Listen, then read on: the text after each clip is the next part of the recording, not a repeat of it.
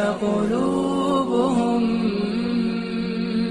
مملوءة بالعز والإيمان. Subhanahu taolo eslatadiki bizga, albatta biz iymon, har bir musulmon, mu'min odam mana bu oyatlarga iymon keltiradi. Albatta mana bu oyatlarning har biri mu'min musulmon uchun menga aytayapti, men uchun deb e'tiqod qilishligi lozim. Chunki mana bularga kofirlar, mushriklar, yahudlar bo'lsin, nasronlar bo'lsin iymon keltirishmaydi.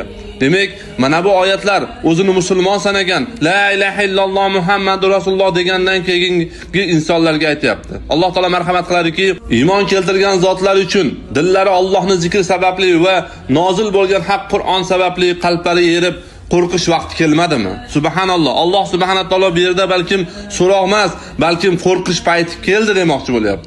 Ey iymon keltirganlar, ey o'zini musulmon sanaganlar, ey o'zini muslima sanaganlar, Alloh subhanahu taolodan qo'rqishlik payti kelmadimi?